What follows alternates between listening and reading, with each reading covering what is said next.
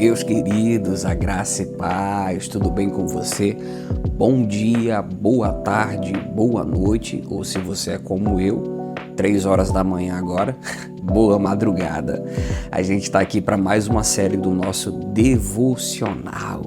Que bom poder estar aqui com você. Eu quero agradecer muito a Deus pelo privilégio de poder estar aqui com você, de poder compartilhar um pouco da palavra do Senhor com você, com sua família. E lembrando que nós estamos em uma série chamada Devocionais e esse é o 8º, salvo engano, ele é o 8º, é o 9º, acho que é o 9º episódio dessa série de devocionais. Se você está vindo agora no nosso canal no YouTube, tem outros vídeos lá. O primeiro vídeo eu vou explicar como é que a gente desenvolve um devocional e eu tenho certeza que vai abençoar muito a sua vida espiritual, tá bom? O devocional de hoje tem como tema: você não é a igreja. Eu tenho certeza que esse devocional vai edificar muito a tua vida e vai servir para que você possa estar ensinando a alguns irmãos, alguns colegas que você tem de igreja que tem esse pensamento de que a pessoa no individual ela é membro do corpo de Cristo, tá bom? Então o texto que eu queria ler com vocês é 1 Coríntios capítulo 12 e o verso 27. Enquanto você está procurando aí na sua Bíblia, 1 Coríntios capítulo 12, verso 27, eu vou aproveitar para pedir aquele like maroto, para pedir para você se inscrever no nosso canal e deixar um comentário. Se alguma parte desse devocional edificou você, se teve algo que você não sabia e isso agregou para a tua fé, comenta aqui que a gente fica muito feliz quando alguém é edificado. E se você já sabia e reforçou a tua visão bíblica, coloca um comentário aqui também. Eu vou responder todo mundo que comentar aqui eu vou responder todo mundo, tá bom? 1 Coríntios capítulo 12, verso 27, eu vou ler apenas o verso 27, o apóstolo Paulo dizendo aos Coríntios, ele diz o seguinte: ora, vós sois corpo de Cristo e individualmente seus membros. Quando nós falamos sobre igreja, dentro da teologia sistemática, que talvez você já conheça, ou um dia vai conhecer, ou sente desejo de conhecer, dentro da teologia sistemática tem uma matéria chamada eclesiologia. Eclesiologia é a doutrina da igreja, ela tem como a raiz da sua palavra original, eclesia, que traz a ideia de uma assembleia chamada para fora. Esse é um título dado à igreja do Senhor, as pessoas reunidas no nome do Senhor. Você vai ver, por exemplo, em Mateus 16 e 18, Jesus dizendo que as portas do Hades não prevalecerão contra a eclesia, contra a igreja do Senhor Jesus. E quando nós estamos estudando sobre igreja dentro da teologia bíblica ou até mesmo da teologia sistemática, nós aprendemos que a igreja nada mais é do que os salvos reunidos em todas as partes e os salvos reunidos em alguma parte do mundo. Existem duas nomenclaturas para isso. A primeira nomenclatura é igreja invisível, ou nós poderíamos chamar de igreja universal, ou até mesmo usar a expressão católica, que traz a ideia da igreja universal. Essa palavra não é pejorativa, essa palavra traz a ideia da igreja no seu contexto geral. Porém, a teologia chama essa igreja de igreja invisível. E por que igreja invisível? Porque são todos os salvos que estão espalhados por toda a terra. Então nós não conseguimos saber quantos tem, onde eles estão espalhados sobre toda a terra. A gente chama de igreja invisível ou de igreja geral. A segunda nomenclatura que é dada também à igreja é chamada de igreja local. A igreja local nada mais é do que a igreja que se reúne em uma localidade. A igreja onde você se congrega, por exemplo, nós a chamamos de igreja local. Se você fosse para um culto na igreja do primeiro século, se você fosse se reunir com a igreja do primeiro século e você falasse assim: irmãos, eu queria ir no culto de domingo, aonde fica a igreja? as pessoas não iam saber responder essa pergunta se você fizesse ela dessa forma. A pergunta correta deveria ser feita da seguinte maneira: onde a igreja se reúne? Porque com o passar dos tempos, nós começamos a olhar para as nossas arquiteturas, que não é nem muito correto chamar de templo, porque isso é um anacronismo histórico, a gente chama de prédio. A gente olha para os prédios e a gente começa a dar esse título de igreja para os prédios. Se você pegar uma pessoa sem muito conhecimento teológico e dar a ela uma folha em branco e um papel e você dizer assim para ela: eu quero que você desenhe uma igreja, ela vai desenhar lá uma arquitetura, né, como uma capela, uma cruz em cima, um sino, e ela vai dizer que aquilo é igreja. Mas se você pegar uma pessoa com conhecimento bíblico e você disser: desenhe aqui uma igreja, ela vai desenhar pessoas adorando o Senhor dentro de um lugar ou até mesmo no meio da rua. Então, no primeiro século, você jamais iria conseguir ter uma boa resposta dizendo onde fica a igreja, mas a pergunta você teria que fazer: onde a igreja se reúne. Portanto, a primeira coisa que nós devemos aprender, isso é uma regra básica da matéria de eclesiologia, é que a igreja não são as quatro paredes do prédio onde as pessoas se reúnem. Na verdade, a eclesia, alguns chamam de eclésia, é o lugar, não é o lugar, mas são as pessoas reunidas em um ambiente.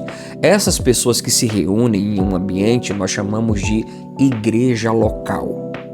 É aonde as pessoas se reúnem, a igreja do Senhor local. Quando nós olhamos para a igreja, nós temos algumas figuras da igreja do Senhor em linguagens do próprio Paulo no bojo doutrinário, e nós temos também umas linguagens simbólicas que estão atreladas ao livro de Apocalipse, como por exemplo a figura da mulher aparecendo em Apocalipse.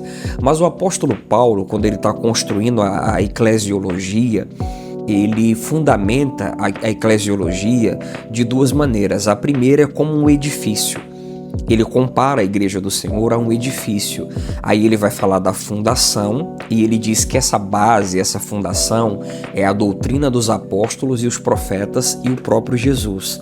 Por que a doutrina dos apóstolos e os profetas? Porque Jesus é o cumprimento da doutrina dos apóstolos e dos profetas, da lei, da doutrina dos apóstolos e dos profetas. Toda a lei cerimonial apontava para o sacrifício de Jesus. E os profetas, eles falavam a respeito do Messias que viria. Então, por exemplo, quando Jesus se encontra com Elias e Moisés, ali nada mais é do que a transição, é Jesus cumprindo a lei e os profetas. Então, a base dessa igreja são os profetas e a doutrina apostólica. Quando nós falamos de doutrina apostólica, nós estamos falando do bojo doutrinário da igreja cristã. Nós temos as cartas locais e nós temos as epístolas gerais. E esse compilado de cartas, elas constroem o que nós chamamos de doutrina apostólica. Por exemplo, se alguém perguntar para você: você é apostólico? Você tem que responder que sim, porque a palavra de Deus deixa muito bem claro que a igreja que se reunia no primeiro século, ela estava unanimamente reunida, e o propósito dela era comunhão, partir do pão, doutrina dos apóstolos e orações. Então essa igreja perseverava na doutrina dos apóstolos. Paulo, ele compara a igreja do Senhor a essa estrutura, a esse edifício, e ele fala que a base são os profetas, os apóstolos e Jesus. Então ele fala que nós somos esse edifício que está sendo construído sobre essa base. E quando nós falamos de um edifício construído sobre base, nós estamos falando de tijolos que são assentados por um pedreiro. E cada tijolo fica num lugar específico. Você já percebeu que quando um pedreiro está fazendo uma parede, ele sempre coloca um tijolo, não coloca um tijolo igual com o outro, ele joga um pouquinho para o lado? Eles dizem que é para criar amarração. E quando ele chega na última fileira, nunca cabe um tijolo inteiro. Ele tem que cortar, ele tem que quebrar aquele tijolo para caber apenas um caco. E assim a parede vai subindo. Quando a parede sobe, ela é rebocada e pintada, nós olhamos apenas a parede, mas por dentro daquele reboco tem os tijolos e os cacos. Mas quando nós olhamos, nós sempre enxergamos num sentido geral. Essa é a grande representação do corpo de Cristo.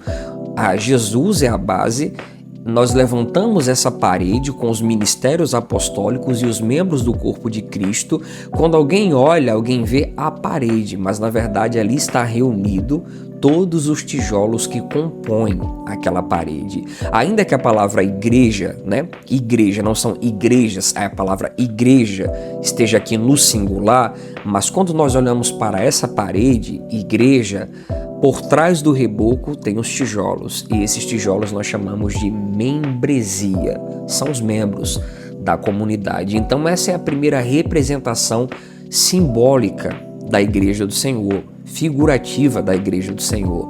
A segunda representação que o apóstolo Paulo traz é como um organismo vivo. Hoje, a igreja ela virou uma organização, ela tem um CNPJ, ela tem um regimento interno, nós chamamos isso de igreja institucional. Porém, quando nós olhamos para a Bíblia, nós percebemos que a igreja ela é um organismo e não apenas uma organização. Se ele é um organismo vivo, Paulo compara esse organismo vivo a uma anatomia, a anatomia humana. Então Paulo diz que essa igreja é um corpo, observe, ele chama de edifício, agora ele chama de corpo, e ele diz que a cabeça desse corpo é Jesus e os membros da comunidade são os membros desse corpo que constituem um corpo por inteiro. É aqui que a gente entra na fala de Paulo aos Coríntios no capítulo 12. Paulo vai fazer esse paralelismo, essa comparação da anatomia humana com o corpo de Cristo. Então Paulo vai dizer o seguinte, que o corpo de Jesus, o corpo místico do Senhor, ele é um só, porém existe uma diversidade nesse corpo, que são seus membros. E ele vai falar da mão, do pé, dos olhos, do ouvido, mas ele vai falar que todas essas características que são diferentes, se você pegar até suas mãos, uma mão não é igual à outra. Se você olhar as orelhas, a orelha não é especificamente uma igual à outra. Ele vai falar sobre essas diferenças que existem no corpo de Cristo, mas vai falar que quando nós estamos unidos, nós formamos o corpo de Cristo. Então Paulo, no capítulo 12 de 1 Coríntios, no capítulo 12, verso 27, ele diz assim: vós sois corpo de Cristo.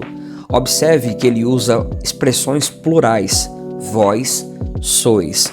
Todas as vezes que a Bíblia fala da igreja como corpo, ela sempre vai falar no plural.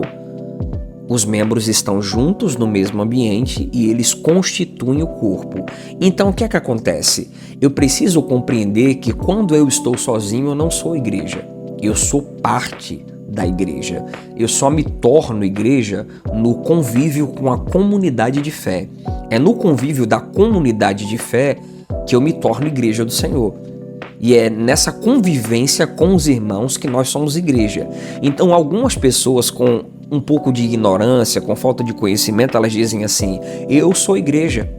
Eu não preciso ir a uma comunidade porque eu sou a igreja. Só que Paulo não fala que nós somos igreja no sentido singular da expressão.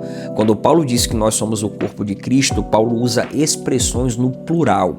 Quando Paulo fala do templo do Espírito Santo, em Coríntios também, ele diz assim: não sabeis porventura que vós sois templo e morada do Espírito Santo e que Cristo, que Deus habita em vós? Que o Espírito do Senhor habita em vós. Observe que todas essas expressões elas estão no plural.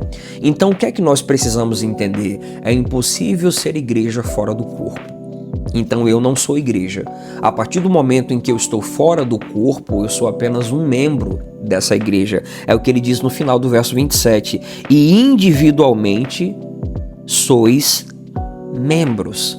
Observe, quando eu não estou reunido com a comunidade, eu sou membro do corpo de Cristo, ou seja, membro da igreja.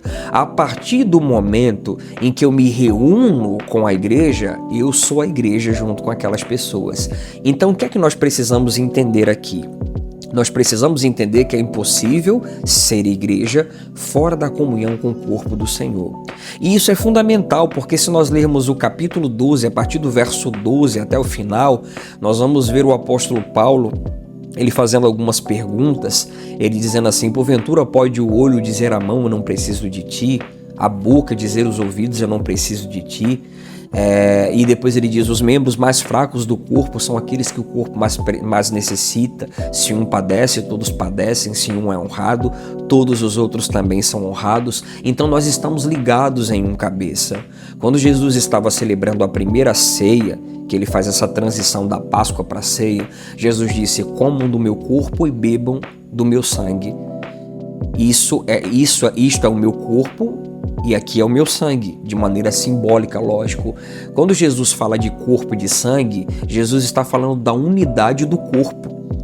O corpo ele tem uma unidade, a unidade do corpo é o sangue e a pele, porque tudo que está em nós tem sangue passando e tem pele cobrindo. Então quando Jesus disse: comam do meu corpo e bebam do meu sangue, era como se Jesus estivesse dizendo: vocês vão ser um só em mim, através da comunhão. Então a comunhão com a igreja local, ela é fundamental para que a gente possa exercer a nossa vida de comunidade como igreja. Às vezes as pessoas dizem assim: eu amo muito Jesus, mas eu não quero nada com a igreja. Como você pode amar o marido e não amar a esposa? Como é que pode alguém ser amigo de um cônjuge e não ser amigo do outro cônjuge? É impossível. Então aqueles que amam Cristo precisam aprender a amar a igreja do Senhor e compreender que não existe igreja no individualismo.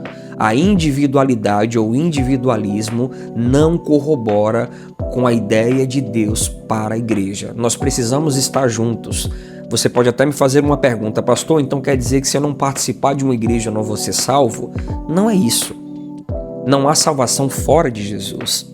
É possível uma pessoa crer em Deus, obedecê-lo e nunca ter pisado numa igreja? Eu não duvido que isso seja possível.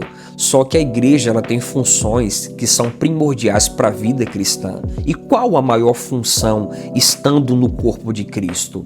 A edificação mútua. Deus vai nos dar dons espirituais, dons ministeriais. Deus vai nos dar exortações, salmos, cânticos espirituais, doutrinas.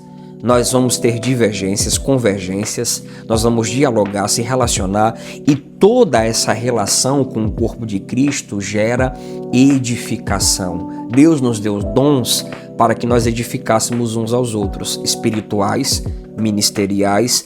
Deus deu sabedoria, entendimento, palavra da ciência.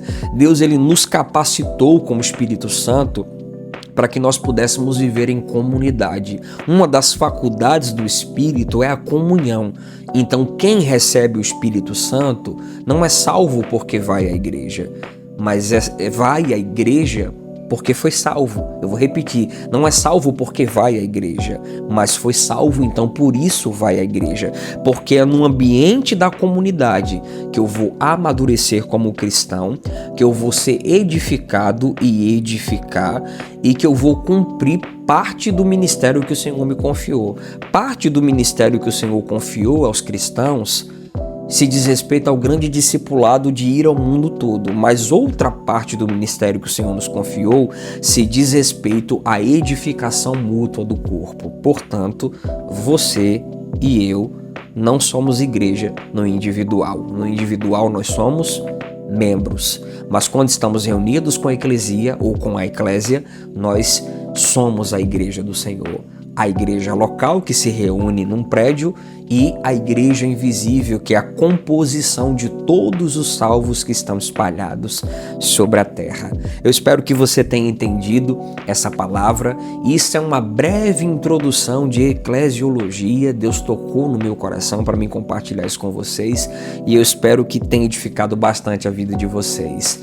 Se você compreendeu, comenta aqui embaixo, rapaz. Eu não sou igreja, nós somos a igreja. Eu não vou à igreja para ser salvo, eu me reúno com a igreja porque reunido com a igreja é o lugar dos salvos.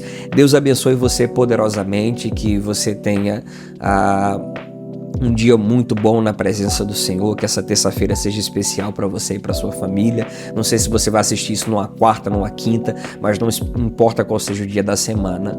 E faça o seguinte, pegue 1 Coríntios capítulo 12, a partir do verso 12, e leia a partir do verso 12 e até o final, para você compreender um pouco melhor aquilo que eu falei aqui para você. Que o Senhor te abençoe e te guarde, que Ele resplandeça o rosto diante de ti, tenha compaixão de ti, que o Senhor sobre ti levante o seu rosto e te dê a paz. E não esquece de deixar o like. Se você ainda não é inscrito, não se esqueça de se inscrever, porque ajuda demais o pastor Elvis. E se você tiver uma sugestão de um tema para devocional, coloca aqui embaixo. Quem sabe o próximo não é o tema que você colocou aqui. Deus abençoe e tamo junto, família.